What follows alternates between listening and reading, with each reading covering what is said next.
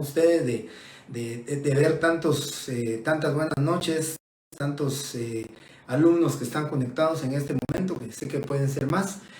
Muchas gracias de verdad, compañeros, de estar aquí. Decía en la otra sección que acabo de terminar hace 3 minutos, pues hubo mucho comentario, mucha pregunta, mucha motivación, y por ese motivo pues les agradezco a ustedes, compañeros, que estén aquí. Les dije que mi obligación es trasladarles mis conocimientos de derecho notarial y motivarles a que les guste el derecho notarial. Bien, voy a comentarles, compañeros, así brevemente. El día viernes todavía, al terminar la clase, todavía dejé ingresar como a 7, 8 alumnos más. Ya llegué a 682 alumnos más o menos, y solamente tengo 632 alumnos. Quiere decir que tengo más o menos 50 alumnos extra, o 50 alumnos que no van a coincidir con la cantidad de estudiantes asignados. Por esa razón, compañeros, José Juárez, Margot Gamarro, que ya van 2 veces que me solicita el ingreso, Fernando García y Kevin Sánchez, por favor a ellos mandarme un correo a notarialquiroz@yahoo.com, el nombre que estoy diciéndoles, su sección y número de carnet, y inmediatamente yo les voy a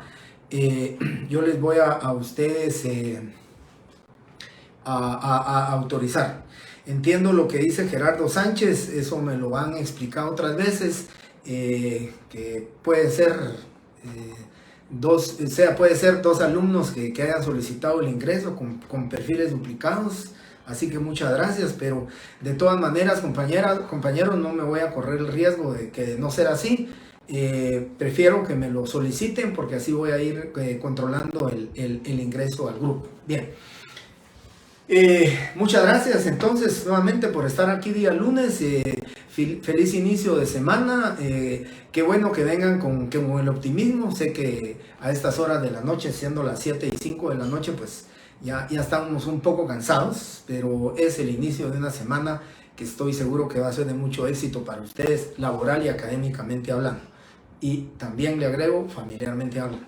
Bien, compañeros, con ustedes tuvimos la primera clase del día viernes. Recuerdo que solamente pude hablarles del principio de la autoría en lo que era intelectual y material, y les dije que hoy entrábamos de una vez a ver el tema de la fe pública. Espero llegar hasta el principio de autenticación, que me quedé con la otra clase, al principio de autenticación.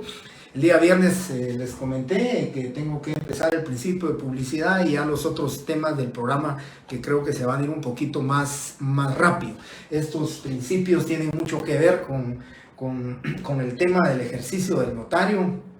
Van a ver ustedes que me van a hacer algunas preguntas relacionadas con el protocolo, relacionadas con el ejercicio de la función notarial, y entonces por eso es que creo que esto de los principios camina su explicación un poquito lento, pero creo que es importante, porque de estos principios es precisamente donde surge la elaboración y el cumplimiento del objeto del derecho notarial, como es la creación del instrumento público. Bien, entonces el principio de la fe pública va a estar contenido y consagrado pues como fundamento legal, ¿verdad? El de la fe pública, que, como vuelvo a repetir, no los puse aquí en orden de prioridades, porque de verdad la fe pública es esa investidura que la ley nos otorga, ¿verdad? Que se nos ha concedido a nosotros, ¿verdad? Que por mandato legal nosotros somos los que tenemos esa fe pública notarial única y exclusivamente. Y entonces el artículo 1 es el fundamento de este principio, que establece: el notario tiene fe pública. Ahí está, ahí le pueden poner ustedes principio de fe pública.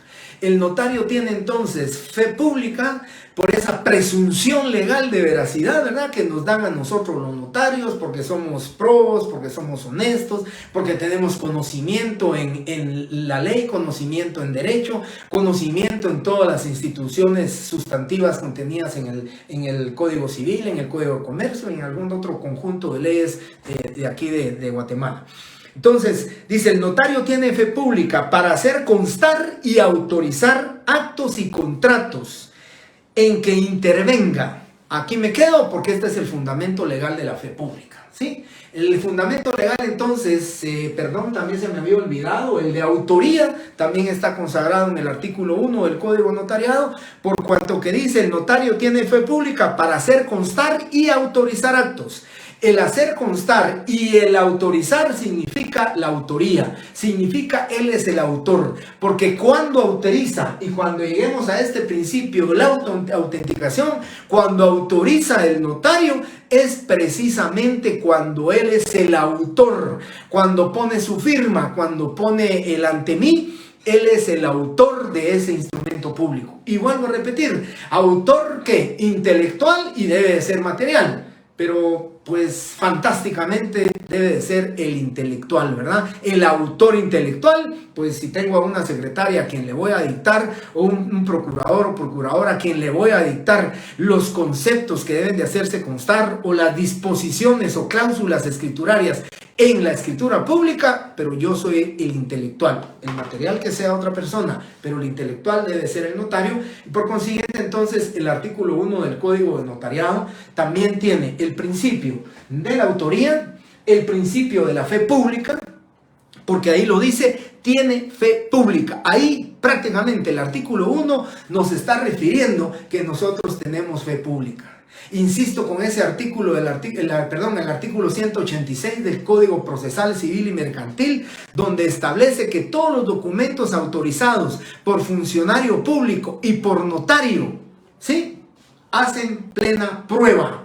Eso significa la fortaleza de la certeza jurídica que confiere el notario con la fe pública de la cual nosotros estamos investidos. Ese es el principio entonces de la fe pública, una fe pública que ya vamos a estudiar en un punto por separado, pero es una fe pública que se le denomina notarial, es una fe pública extrajudicial, es una fe pública que a nosotros nos corresponde con exclusividad a los notarios que ejercemos y prestamos nuestra función notarial. Entonces es el principio de la fe pública. Y luego viene el principio de rogación.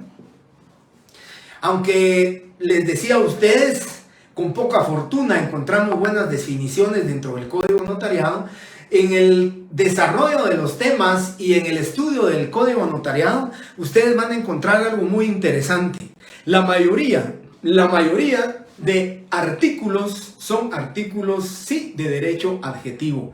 Son artículos que nos refieren el fundamento de los requisitos, formalidades que debe de cumplir el notario para poder autorizar lo que dice el artículo 1, ¿verdad? Para que autorice actos y contratos en que él intervenga por disposición de la ley y a requerimiento de parte. Entonces, también el principio de rogación lo tenemos contenido en el artículo 1 del Código Notariado. Ahí está también ese principio. Si le digo, bueno, yo recuerdo que en presencial les decía como pregunta, ¿verdad? Explique, ¿sí? Que explique los artículos que tienen su fundamento legal en el artículo 1 del Código Notariado. Y entonces la explicación era la autoría, la fe pública y la rogación. Y de repente encontramos otro por ahí. Pero recuerden algo muy importante. Dice la rogación. El principio de rogación es: el notario no puede actuar de oficio. El notario actúa por disposición de la ley y a requerimiento de parte. ¿Sí? A ver, comentario. Sí, gracias compañero. Creo que compañera Madalí Catalán contestó. Es el artículo 186, Valerie también, 186 del Código Procesal Civil y Mercantil, ¿sí? Ese es el que yo les decía. Bien, entonces, el principio de rogación es a requerimiento de parte. El notario no puede actuar si la ley no dispone que actúe y si no hay un requerimiento, una rogación por las partes, ¿verdad? Eso establece el artículo 1 del Código Notariado. Pero ¿cómo les voy a explicar a ustedes eso? ¿Cuándo actúa por disposición de la ley? ¿Cuándo actúa por requerimiento de parte? Sencillo, con un ejemplo. Y el ejemplo que yo les decía a ustedes, les daba que el derecho objetivo se encuentra condicionado, su aplicación, a las declaraciones de voluntad. ¿Qué les puse de ejemplo a ustedes el día viernes? El matrimonio. Pues aquí va el ejemplo también con el matrimonio. El matrimonio, dice el artículo 78, que es la institución por la que un hombre y una mujer se unen con el ánimo de permanencia.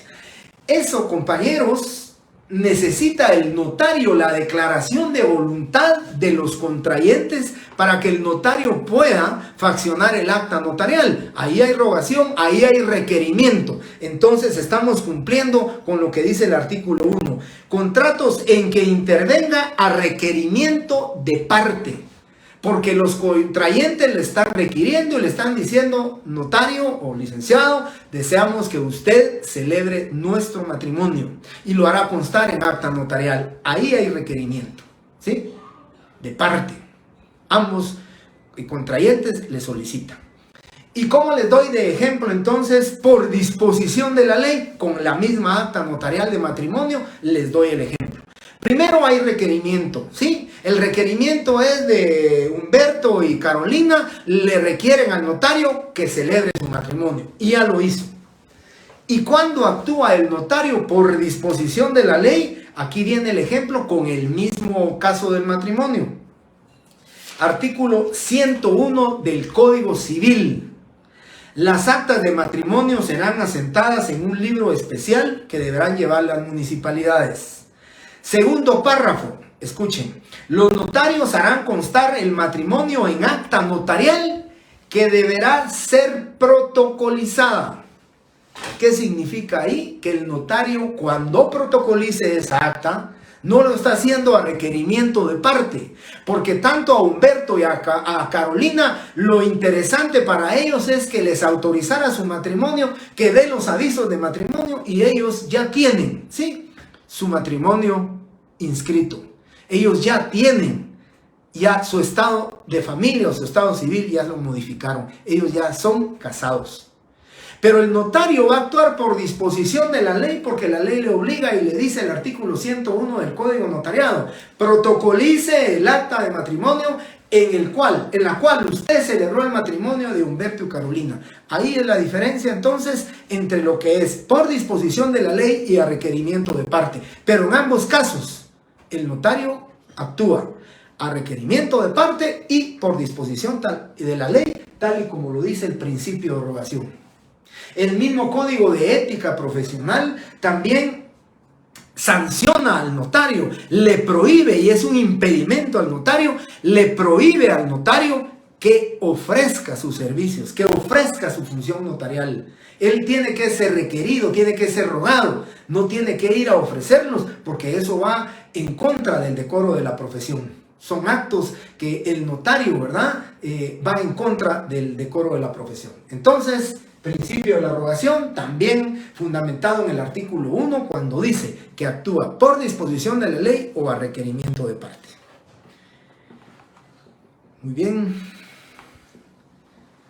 Bueno, vamos entonces ahora, compañeros, a hablar con el principio de la forma. El principio de la forma tiene que ver, compañeros, con... ¿Se recuerdan que en este lado lo había puesto como elemento de la definición de derecho notarial? Y era uno de los elementos importantes cuando dice la teoría formal del instrumento público. Y es precisamente este principio de la forma que lo que establece, lo que dice, lo que informa realmente este principio es las formalidades que el notario debe de cumplir para faccionar los instrumentos públicos. Ya el día viernes yo les dicté a ustedes cuáles eran los 5 instrumentos públicos, tanto los protocolares como los extraprotocolares, y esos artículos que yo les manifesté y que yo les di a ustedes el día viernes, esos artículos pueden ser fundamento, mejor dicho no pueden, son fundamento del principio de la forma, porque el notario tiene que cumplir formalidades, tiene que cumplir con requisitos esenciales, con requisitos generales, con requisitos no esenciales cuando facciona un instrumento público. Por eso el principio de la forma requiere que el notario conozca formalidades, ¿sí? Y cuando nosotros queremos determinar cuáles son los instrumentos públicos que van dentro del protocolo, que son los requisitos, digamos, las formalidades, pues cuando queremos verificar cuáles son los protocolares, nos vamos al artículo 8 del Código Notariado. Dice: la colección de escrituras matrices o escrituras públicas actas de protocolización y razones de legalización de firma. Aquí estamos verificando esos 3 instrumentos públicos que en cuanto a la forma, ya les dictaré a ustedes, que en cuanto a la forma, el notario tiene que cumplir con las formalidades. Y esos requisitos necesarios que el notario cumpla, ¿para qué? Para que no sea sancionado pecuniariamente o no sea sancionado con buscar o impugnar de nulidad de forma un instrumento público. Bien, queremos fundamentar el principio de la forma. Yo creo que ya se los dije el día viernes, pero rápida y brevemente se los digo. Artículo 8 del Código Notariado, que es la colección ordenada de escrituras matrices, actas de protocolización, razones de legalización. Artículo 29 del numeral 1 al numeral 12. Porque todas esas formalidades y esos requisitos los deben de cumplir ustedes, ¿sí? Los deben de cumplir ustedes en todos los instrumentos públicos que ya les dije. Pero particular y peculiarmente también cuando hablamos de los instrumentos públicos como el acta de protocolización, tenemos el artículo 64 como requisitos y formalidades que deben de cumplirse en esto, ¿verdad? También tenemos que cumplir en formalidades con respecto a las actas notariales, les dije a ustedes, artículo 61. Con respecto a las actas, o sea, las auténticas o actas de legalización de firmas y de legalización de documentos, de fotocopias de documentos, artículo 55 literal A, artículo 55 literal B. Eso es el fundamento del principio de la forma.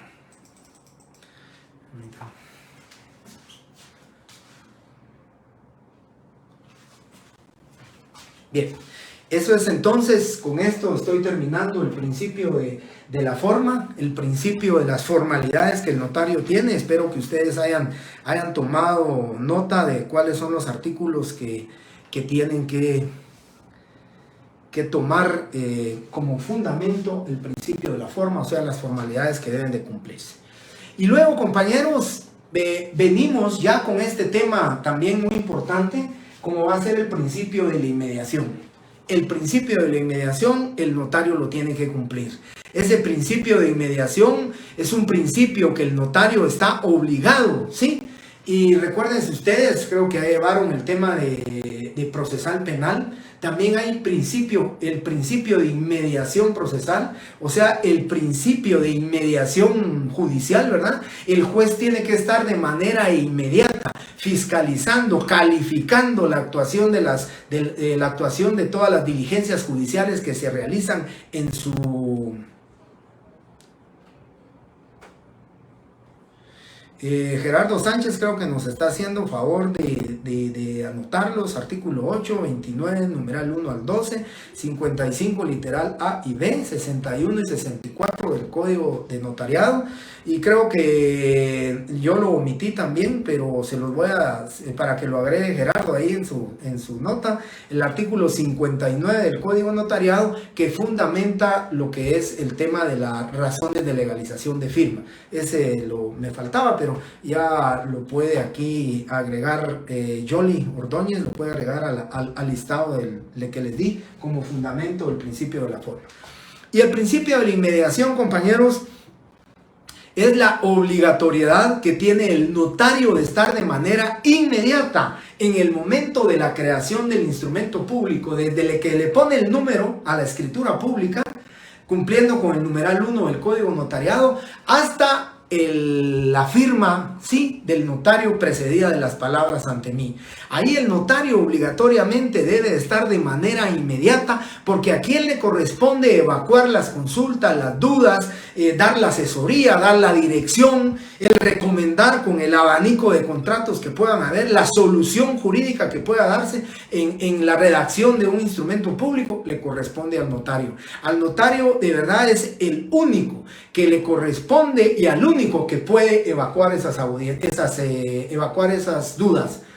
Porque puede ser que la secretaria, el procurador ya estén por cerrar o ya cerraron, ya están pendientes de su examen técnico profesional, pero el responsable en la escritura pública dice: ante mí, Jorge Mario Álvarez Quirós, notario, y no hay nadie más responsable si no evacuó dudas, sino impuso sobre los deberes, sobre las obligaciones que nacen y que se generan de cada uno de los instrumentos públicos, de cada uno de los contratos o declaraciones de voluntad que se hacen constar en el instrumento público.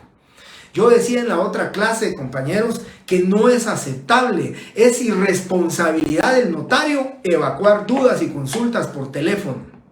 Yo sé que la tecnología que ahora tenemos, con esas facilidades de cargar un teléfono, pues si no en la bolsa del pantalón, pues lo tenemos en un estuche en el cincho, o lo tenemos a la par de nuestro asiento si vamos en el carro. Pero compañeros, eso no es el principio de inmediación. El principio de inmediación es estar uno de manera inmediata con las personas, evacuando sus dudas de determinado contrato hasta que se va a redactar el instrumento público y hasta que firman y el notario pone sus palabras ante mí y lo firma.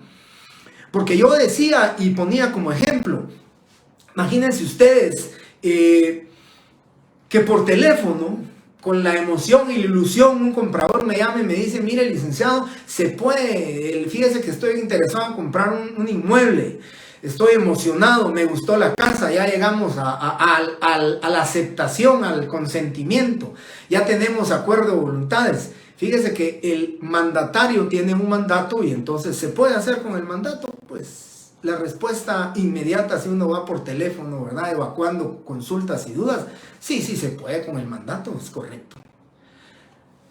Compran el cheque de caja, se van a mi oficina hoy por la tarde, en la mañana me dice mi cliente, en la tarde me dice mi cliente: mire, yo fui el que lo llamé, aquí está el mandato. Y entonces ahí, con ese principio de inmediación, ahí sí ya voy a analizar el mandato, voy a calificar el mandato, veo que está inscrito en el registro de poderes, veo que dentro de las facultades le faltó una cláusula especial, tal y como lo dice la ley.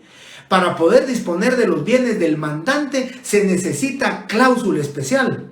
Sí, pero yo no pregunté eso por teléfono. Yo no estuve de manera inmediata, no tuve a la vista el documento y se me ocurrió decir: sí se puede. Imagínense ustedes decirle a su cliente: miren, no se puede. Reverse el cheque de gerencia o de caja porque no se va a poder hacer la escritura pública.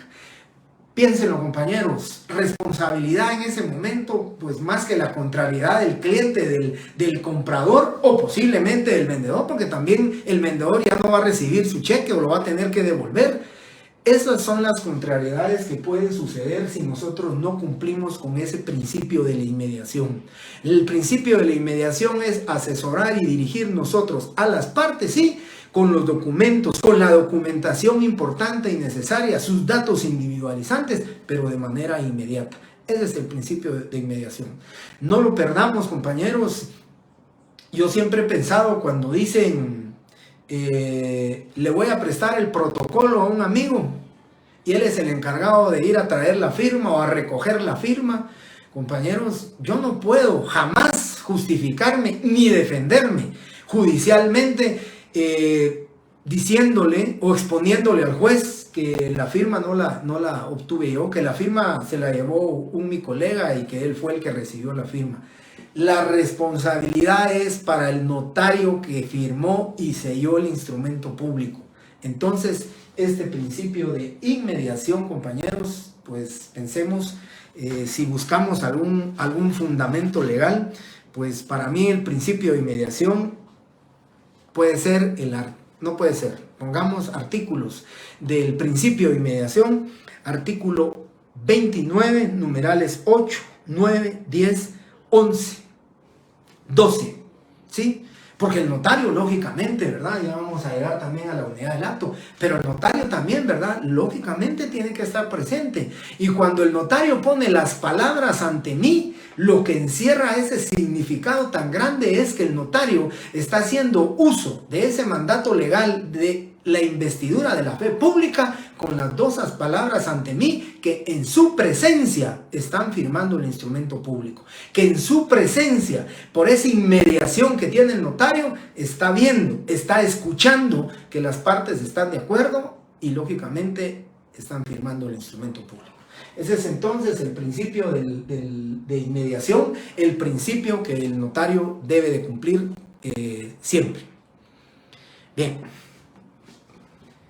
fundamento legal, ya les dije, ¿verdad? Sí, artículo 29, numeral 8, 9, 10, 11 y 12.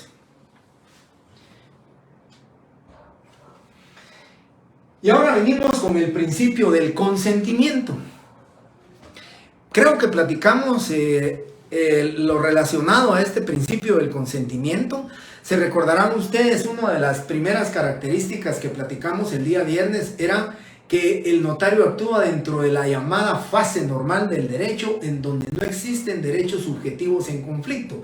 Eso significa consentimiento, eso significa voluntariedad, eso significa acuerdo de voluntades.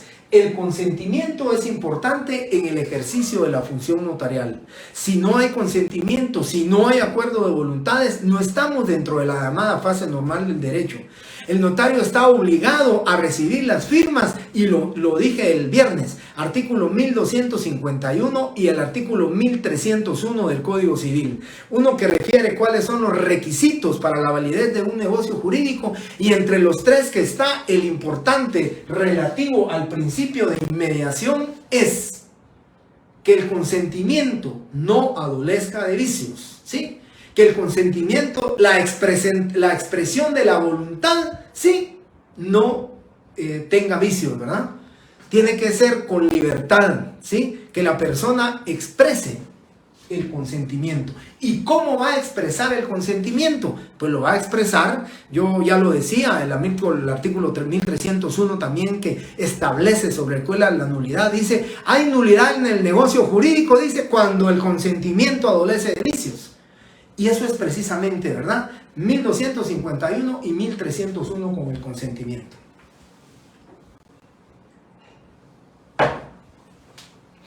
Y decía yo en la otra clase también con el tema del consentimiento.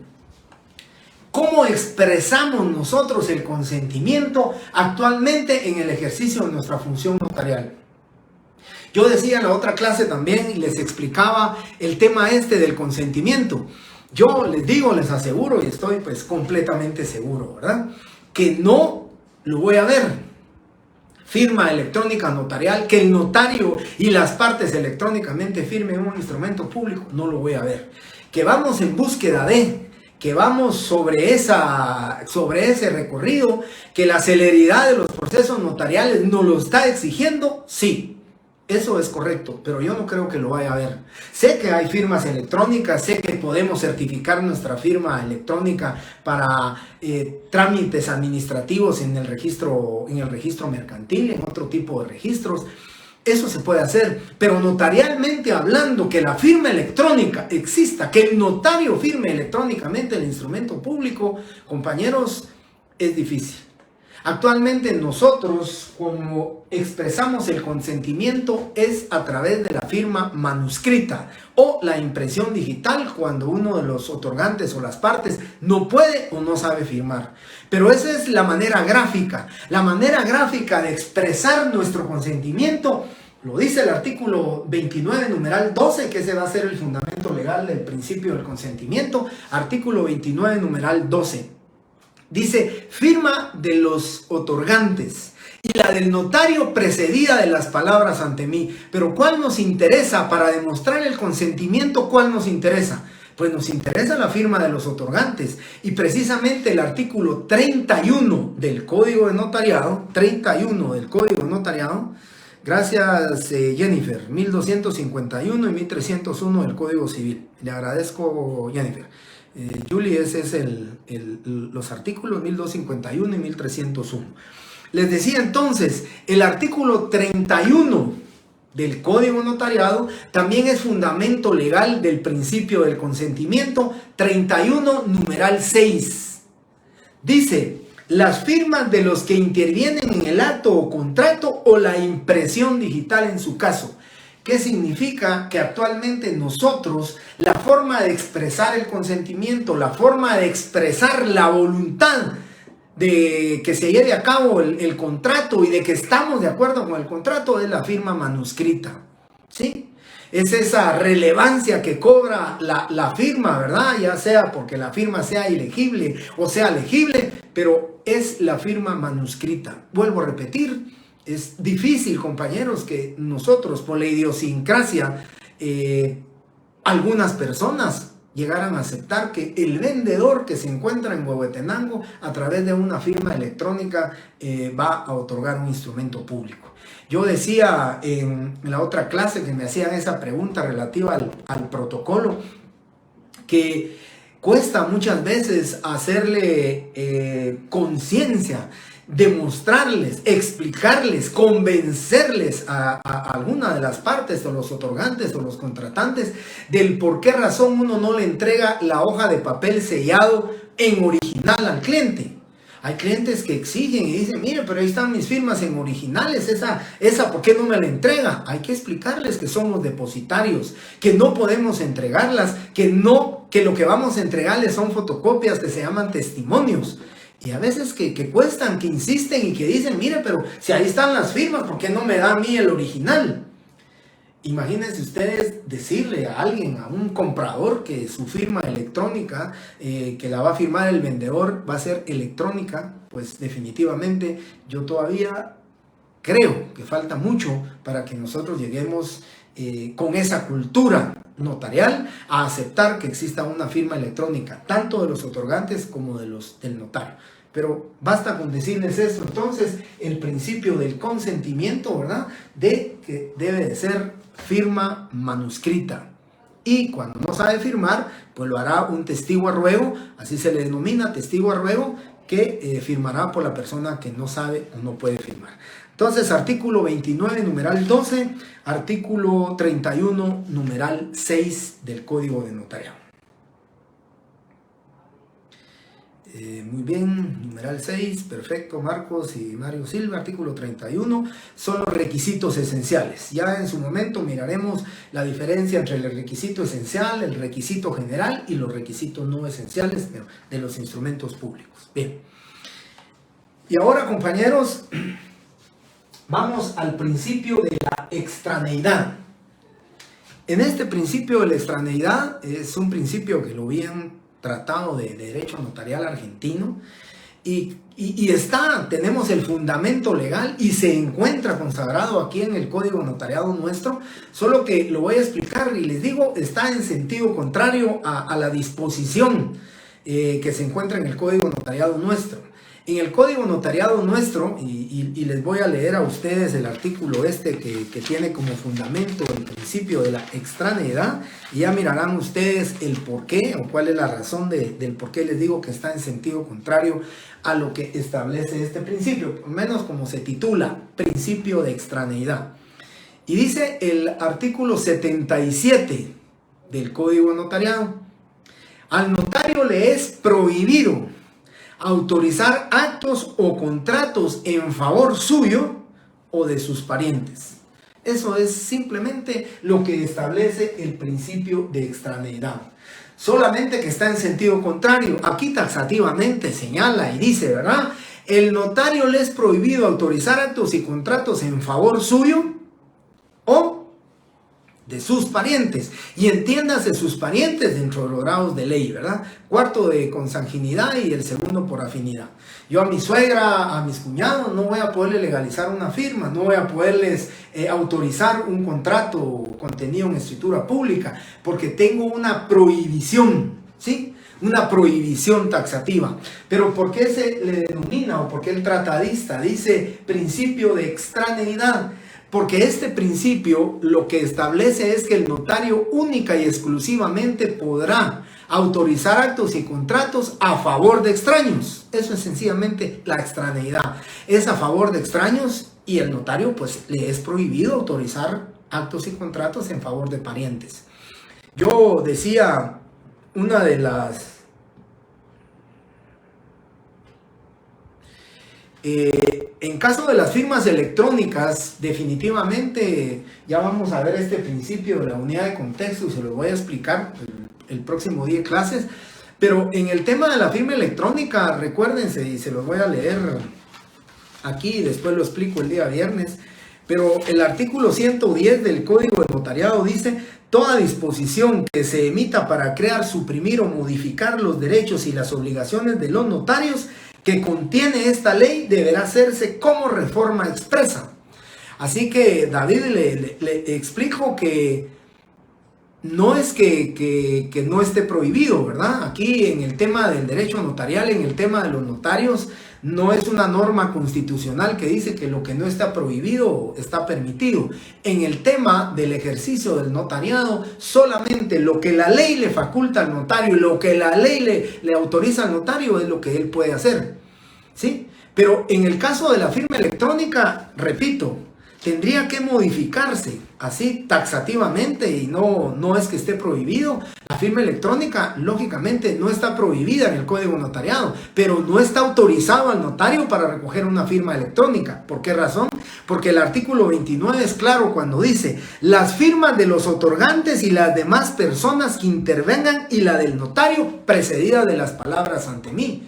No es firma electrónica. Para que una firma electrónica fuera autorizada y no fuera, como usted lo explica, David, no fuera prohibida, tendría que hacerse una reforma expresa al artículo 29, numeral 12, donde se autoriza que el notario reciba firmas electrónicas. Aquí, vuelvo a repetir, Código Notariado, no existía todo el tema de la revolución tecnológica, no existían los software, no existían las herramientas de la tecnología que ahora tenemos.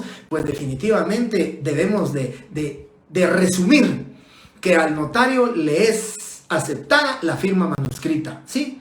La firma ya sea legible o ilegible y la impresión digital. ¿Cómo resolvemos entonces el tema de una firma electrónica de una persona que no sabe o no puede firmar? No va a tener firma electrónica. ¿Cómo resolvemos el tema de ese testigo que tuviera su derecho a firma electrónica o a su aceptación a firma electrónica? Yo insisto, tiene que haber modificación expresa al Código Notariado, tiene que haber de verdad una conformación de mesas técnicas donde se encuentren involucrados todos, desde los registradores de la propiedad, registro de la propiedad intelectual, registro mercantil, todos los registradores, todas las personas involucradas en el ejercicio del derecho notarial, para que pudiéramos determinar si realmente puede aceptarse una firma electrónica, vuelvo a repetir, con una modificación expresa al Código Notarial. Bien, espero para David que haya quedado pues explicado este tema de la firma electrónica. No es que esté prohibida, ¿verdad? Pero no se le faculta al notario, no se le autoriza al notario.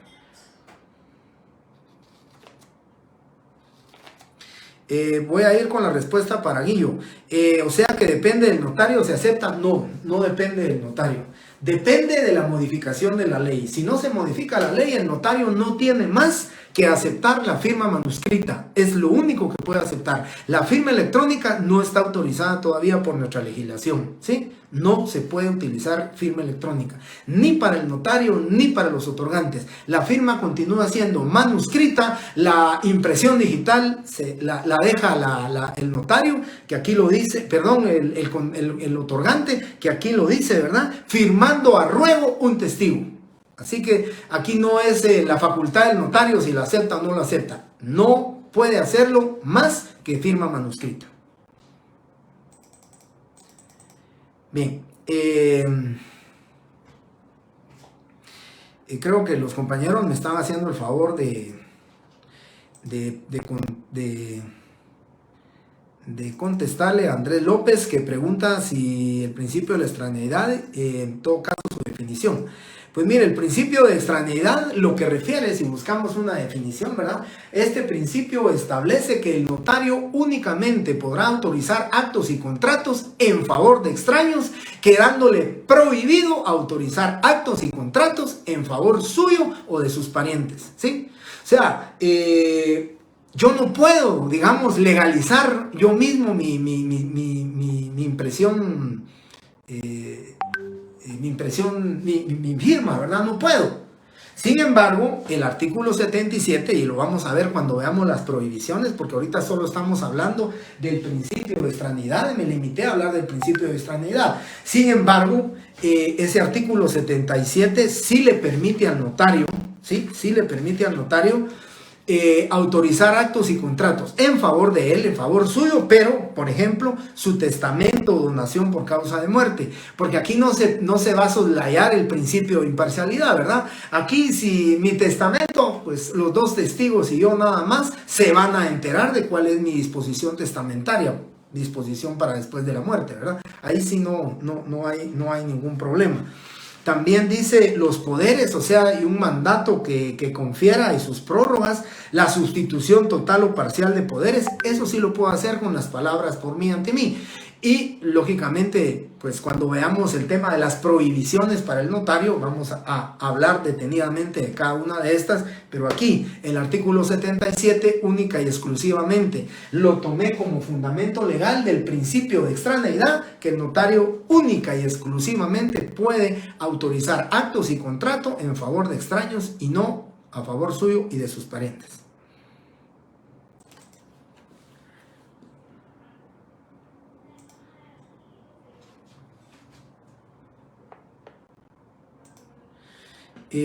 Compañeros, aquí Guillo dice, cuando en un traspaso se hace firma virtual. La firma virtual, compañeros, es para los efectos del traspaso del vehículo. Es para los efectos de los notarios que están inscritos en, si no estoy mal, es en el registro de vehículos automotores. El RAE creo que es. Registro, bueno, el RAE o algo así es el registro. Yo si nunca y no he querido y no me voy a inscribir para eso, pero para eso sirve la firma virtual. Pero si ustedes miran el título de propiedad, el título en el cual se está haciendo el traspaso correspondiente del vehículo, ese título no lleva firma electrónica. Ese es el notario el que legaliza la firma con su sello, número de colegiado, se lo lleva al notario, que mejor dicho, aquí creo que son los abogados. Los abogados son los que tienen su oficina, dice oficina jurídica de abogacía y notariado, y ellos son, o los notarios que están inscritos en ese registro, y ellos con su firma, ahí sí la tienen ellos porque están autorizados, pueden hacer los traspasos correspondientes. Pero el instrumento público como acta de legalización no es por medio de firma virtual ni digital, es por firma manuscrita. Tanto el vendedor como el comprador firman, el notario les autoriza. Si ustedes han visto esos títulos de propiedad, hay un recuadro donde el notario llena el acta de legalización, la firma sella, pone el timbre notarial y fiscal y con eso se cumple. Pero ese es el instrumento público. Ahora, el tema administrativo, el tema de la SAT, la firma virtual que tenga el notario porque ya está inscrito él, eso es el tema puramente de derecho administrativo, no es de derecho notarial. Y el traspaso es presencial, ¿se puede? No, vuelvo a repetirle, no puede el notario hacerlo virtual, no puede el notario hacer la firma electrónica. Sí, vuelvo a repetir, eso es administrativo. Eso es, ustedes llegan ahí en el edificio Dubái, donde yo compro el papel de protocolo, ahí hay como 2 o 3 oficinas de abogados y notarios, ahí hacen los traspasos electrónicos, le llaman ellos, pero el traspaso electrónico que ellos hacen es, reciben el título de propiedad ya con las auténticas de las firmas del vendedor y el comprador, y ellos ya hacen su trámite, y en cuestión de 1 hora o 2 horas ya llaman al comprador y le dicen, mire, usted ya tiene su título electrónico, y ya le entregan su tarjeta de circulación y puede tener ya su título de propiedad. Pero notarialmente, lo que yo quiero que para el compañero le quede claro, ¿verdad? Notarialmente no se puede firma electrónica. El tema de la virtualidad para el registro de vehículos automotores, eso definitivamente que, recuérdense algo muy importante, el tema del portal de la SAT, la FEL y todos las facturas electrónicas y todo eso, pues es de derecho tributario y de derecho administrativo, no es tema de derecho notarial. Bueno, Guieva le contesté, Brenda también le contestó. El principio, el fundamento de extraneidad es el artículo 77, ¿verdad? Numeral 1. Bien, es el principio de extrañidad. Entonces ahí está, lo miran ustedes, dice artículo 77, al notario le es prohibir autorizar actos o contratos en favor suyo o de sus parientes. Hasta ahí nos quedamos en este principio, porque después dice, sin embargo podrá, pero eso lo vamos a ver cuando veamos las prohibiciones, taxativamente hablando del derecho notarial, ¿verdad? Del notario. Bien, y ahora tenemos el principio de la unidad del acto.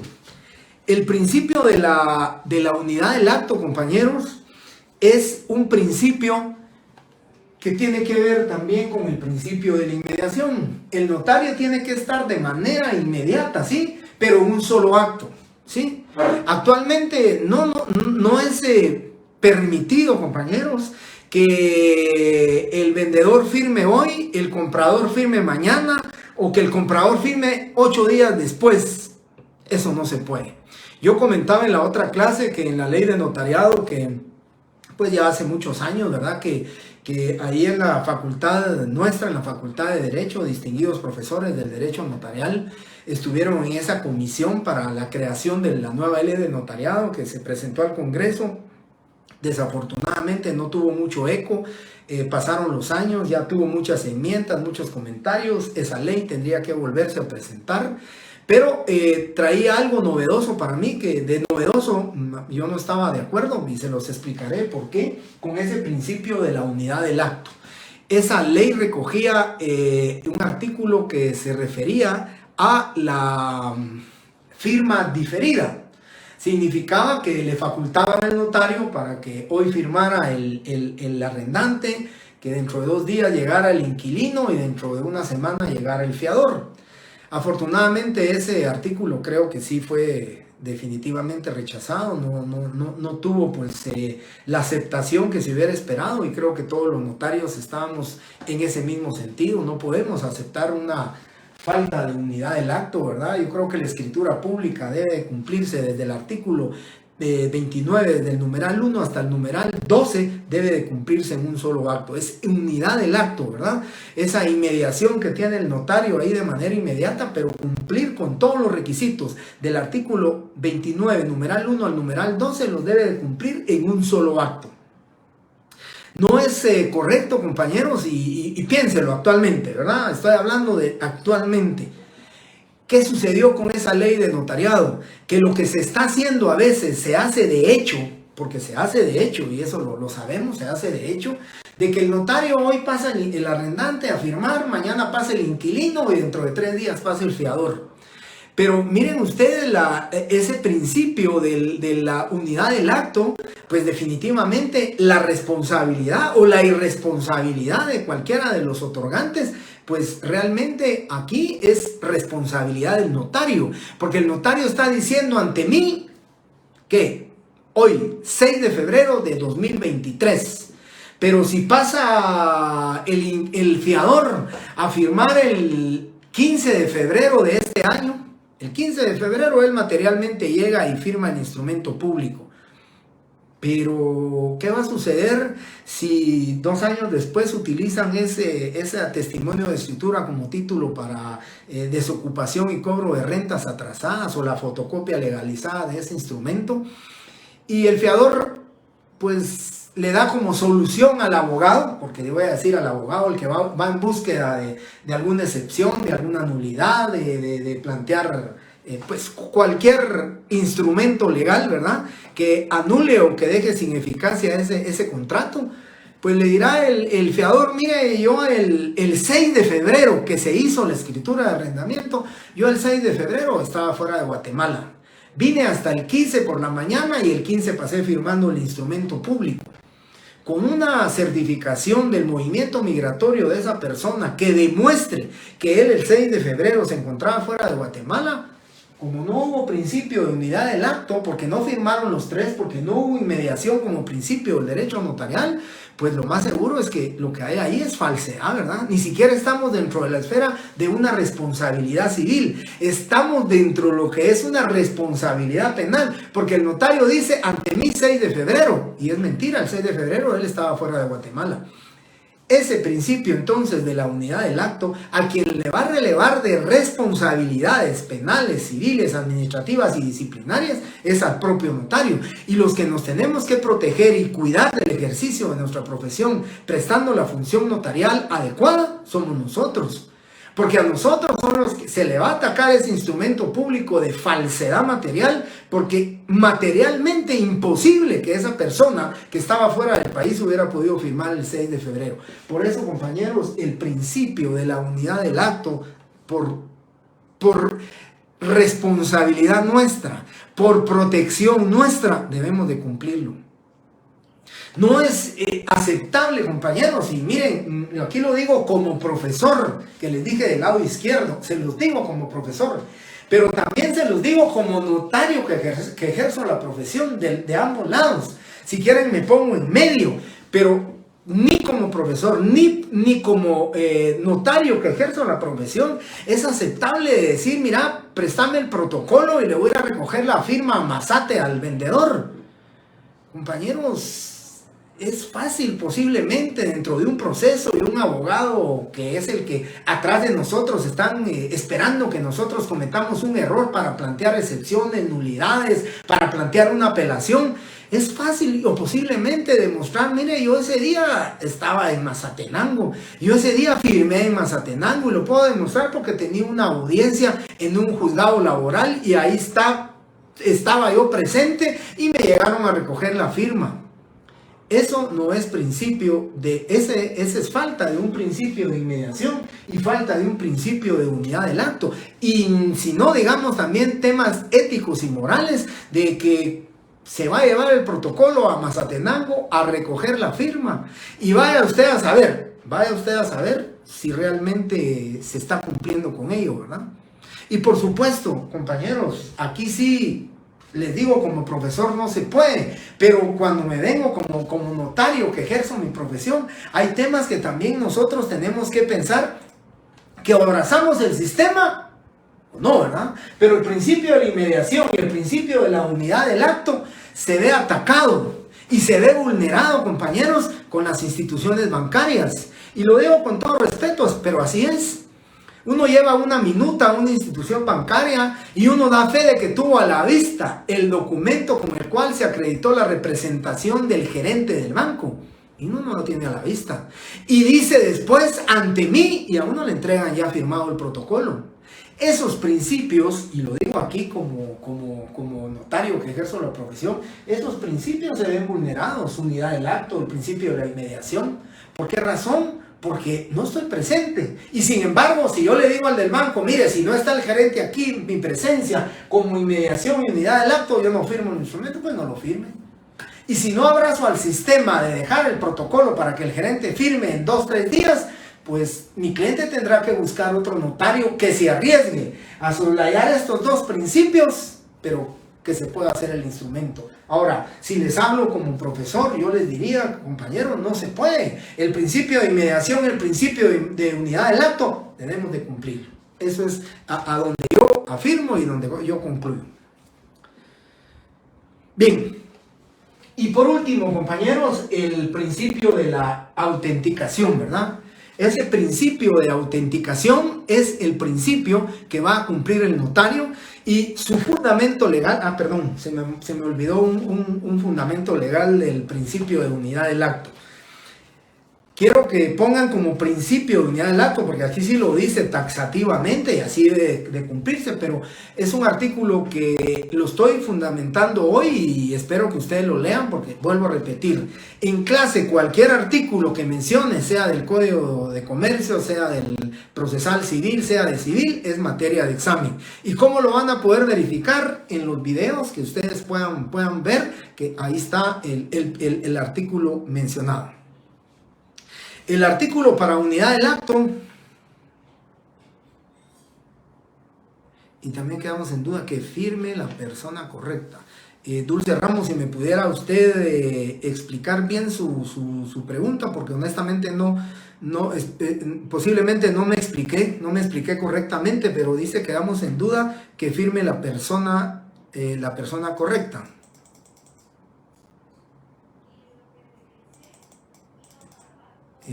Pues sí, en el tema, no sé, Dulce, si lo que usted explicaba o lo que usted pregunta es lo relativo a lo que dije del gerente, ¿verdad?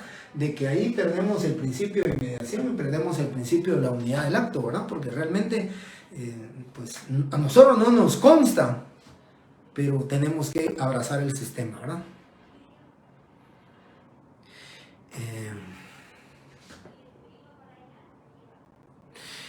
Dulce, correcto, ahorita sí ya le entendí, sí. Vea, mire Dulce, yo sí aquí, vuelvo a repetir, me pongo como profesor y me pongo como notario. Y aquí sí les digo, no hay que prestar el protocolo. El protocolo dice ante mí, Jorge Mario Álvarez Quiroz, notario, yo soy el depositario, yo soy el responsable. No sé si lo dije aquí en la otra clase, pero yo no puedo ir a decir al juez, mire, voy a exponerle. Mi justificación es que mi amigo me prestó el protocolo, se le llevó a Mazatenango y no sé si realmente esa era la firma o no. ¿Quién es el responsable de ese protocolo? A nosotros nos venden las hojas de papel sellado especial para el protocolo con numeración y quedan ahí registradas en la SAT. No hay para dónde. Esa hoja de papel de protocolo es de Jorge Mario Álvarez Quiroz y él es el responsable. Que el amigo, que el colega, que mi procuradora me mintió, me engañó.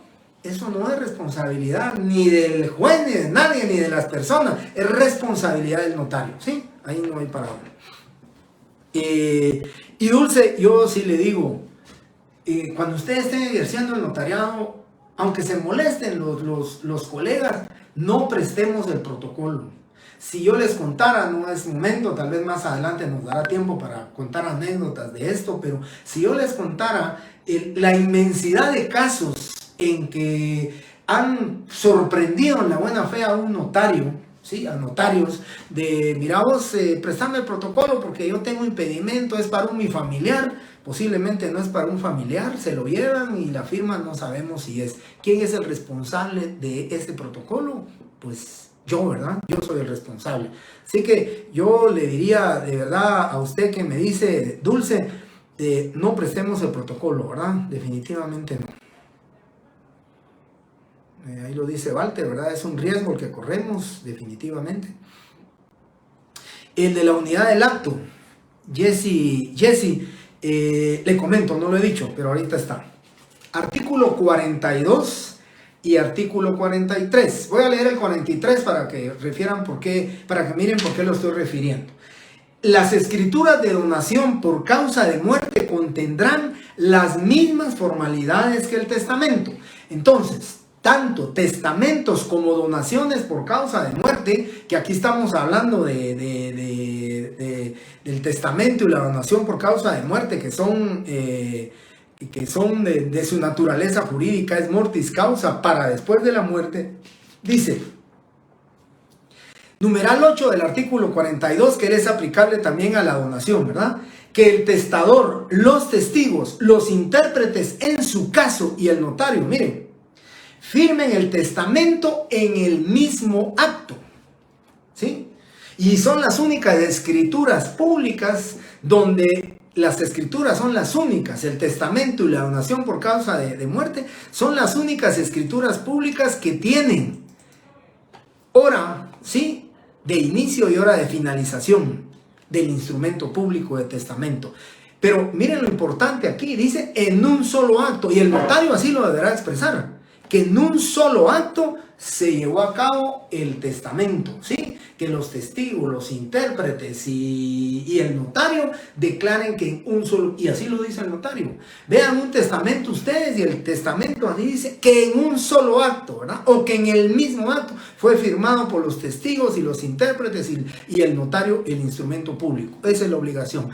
Y es el único instrumento público, ¿sí? Que no es un contrato. Entonces es un acto de última voluntad. Entonces lo que dice o lo que refiere es que el notario y el testamento y la donación por causa de muerte son los únicos instrumentos públicos que llevan hora del acto, ¿sí? Que consta en escritura pública. Y eso es porque recuérdense ustedes, el testamento posterior deroga al anterior.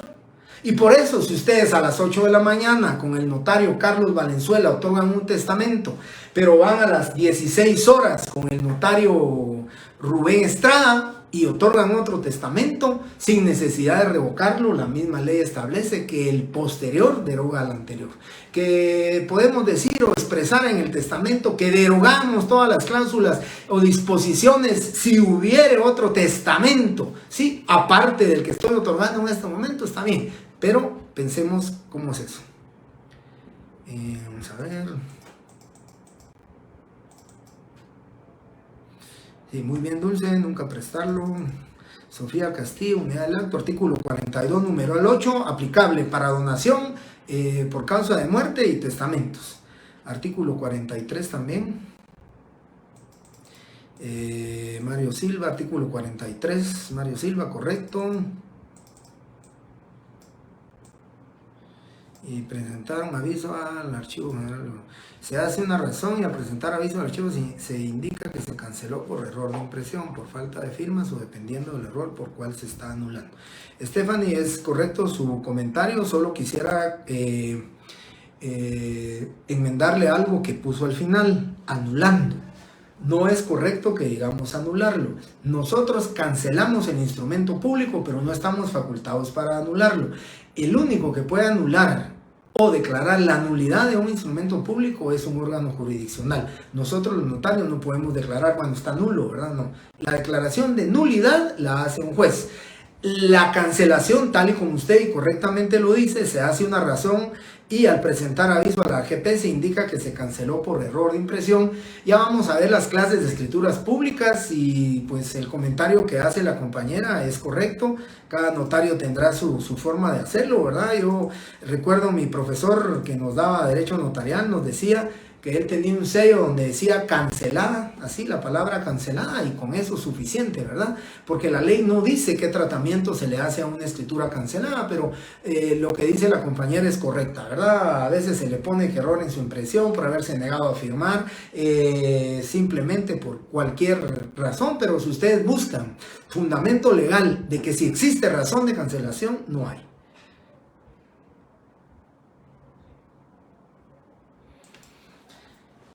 Todos los días y horas y se testa la escritura. Vamos a ver. Sí, los testados prefiero no comentarlo todavía porque eso sí es un tema cuando ya estemos redactando los instrumentos. ¿Qué sucede si se autoriza un documento o acto notarial el último día del año? ¿Afectará la validez? No, compañera, el último día del año es 31 de diciembre y la ley dice que el notario está obligado a cerrar el protocolo el 31 de diciembre, ¿verdad? Entonces, si lo hace el 31 de diciembre, pues no hay ningún problema. Antes había problema y decían que era pregunta de privados y qué pasaba si el 1 de enero a las 3 de la mañana iban a pedirle al notario que fraccionara una escritura pública de mandato, porque ya se iba la persona del país. No se había pagado apertura de protocolo y eso se subsanó. Yo no creo que esas preguntas las hayan hecho en privado, pero bueno, pero se subsanó eso porque antes la apertura del protocolo se podía hacer hasta el siguiente año. Ahora tenemos la ventaja que el pago de la apertura del protocolo desde el 20 de diciembre se puede pagar, entonces ustedes lo pagan el 20 de diciembre. Si el 1 de enero a las 3 de la mañana los llegan a buscar, hacen su mandato y ya, ¿verdad? La cosa es que quieran. La cosa es que puedan, ¿sí? Y la cosa es que no lo vayan a manchar, ¿verdad? Con el recado del tamal y todo, porque yo creo que eso sí sería perjudicial para el notario, pero notarialmente hablando, que lo haga el 31 de diciembre, no tenemos ningún problema.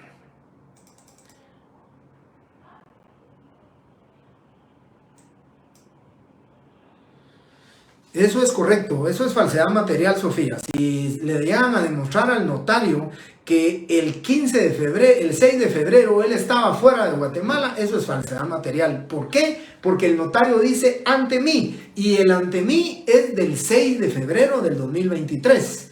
Y el otro demuestra que no estaba aquí el 6 de febrero, eso es falsedad material, ¿verdad? Muy bien. Hasta aquí, compañeros, termino con el principio, no sé si hablé de la autenticación, pero hasta ahí creo que quedo empatado con la otra sección. El día viernes con ustedes es a las 6 menos cuarto de la tarde. Primeramente Dios, tengo el gusto nuevamente de platicar y comentar con ustedes, interactuar con ustedes y ante todo pues esa motivación de sus opiniones, comentarios que están haciendo al respecto de los temas del derecho notarial. Muchísimas gracias, compañeros, muy feliz noche, los veo el día viernes a las 6 menos cuarto de la tarde. Bendiciones para todos ustedes.